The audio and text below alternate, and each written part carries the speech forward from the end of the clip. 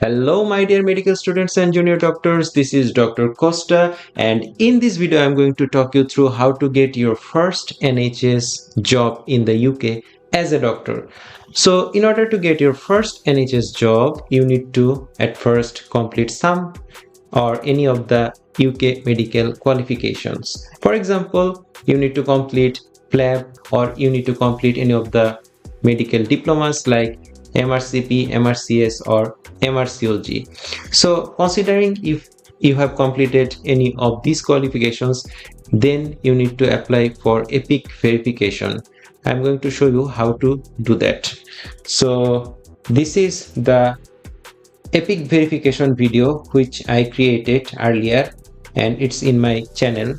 You need to watch this video to do EPIC verification. In this video, I'm going to talk briefly about EPIC verification. You need to visit ecfmg.org/psv, this site, and then click on the physician portal login and create your EPIC account here.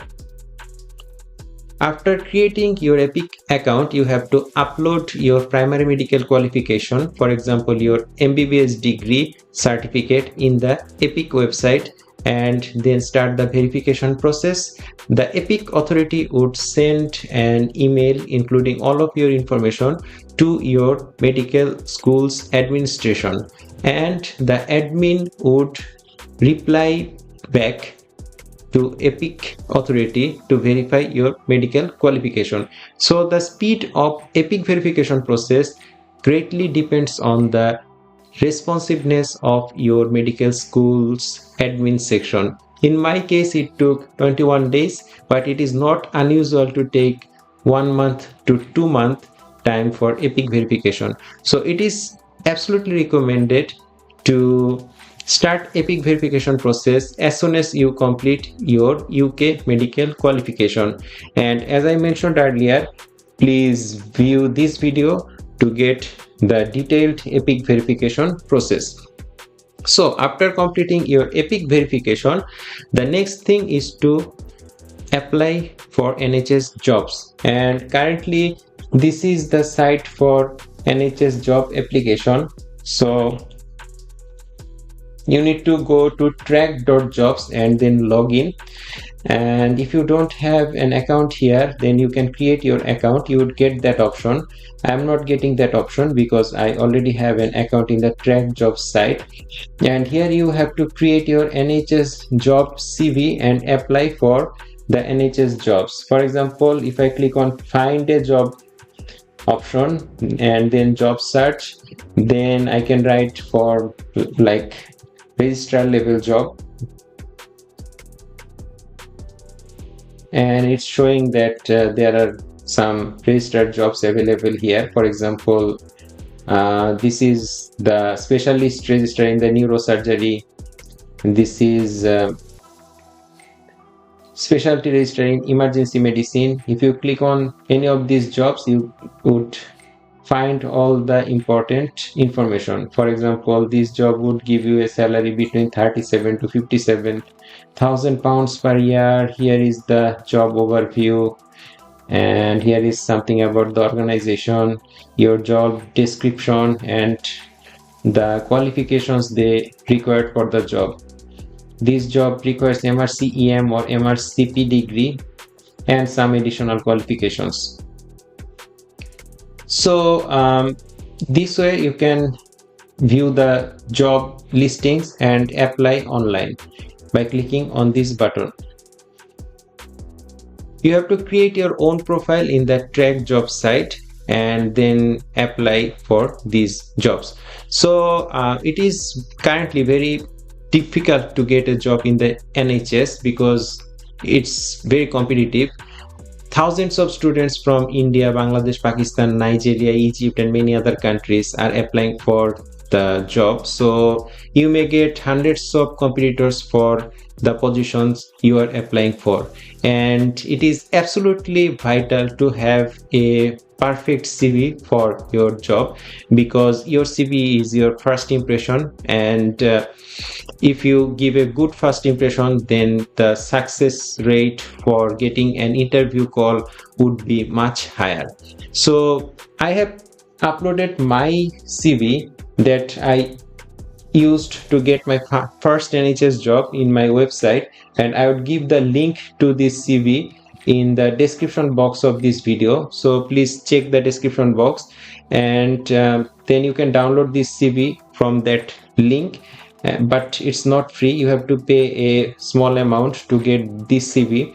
This is already a successful CV, so if you make your own CV based on my personal CV that gave me the NHS job, I think the success rate for getting an interview call would be much higher.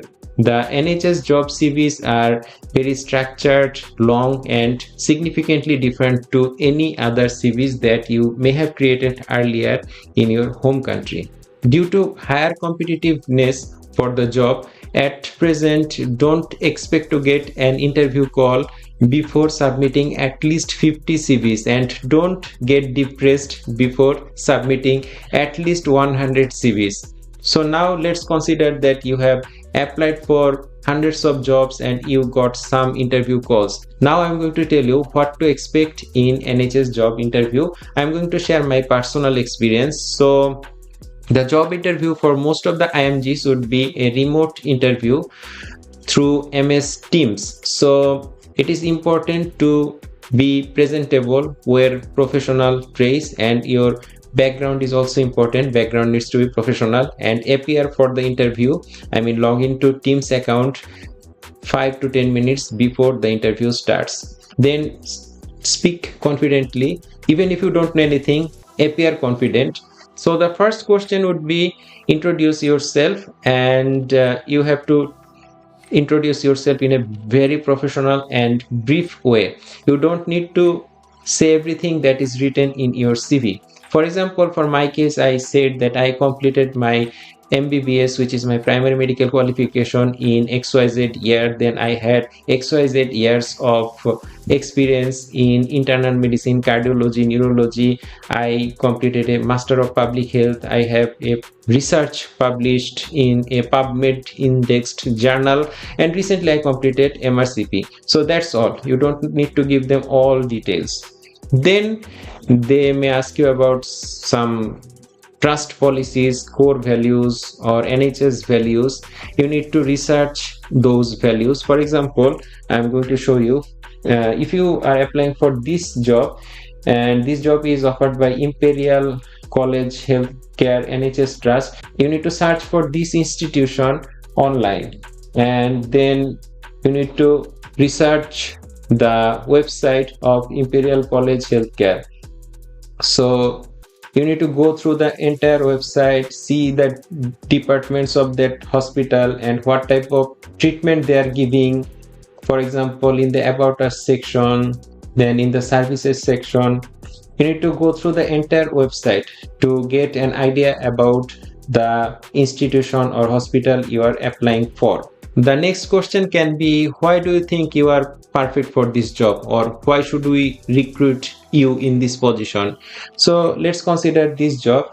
If you apply for this job, you should say that my dream is to ultimately become a consultant in the emergency medicine. So this job would take me one step forward towards my dream, and I do have some experience in the emergency medicine in my country. I treated some common emergency conditions. Name some common emergency conditions. If you don't know the names, then search common conditions in emergency department. Yeah, common conditions appear in emergency department. So these: bleeding, breathing difficulties, collapse. So if you are applying for neurology job, name some common neurology conditions that you already have some experience with.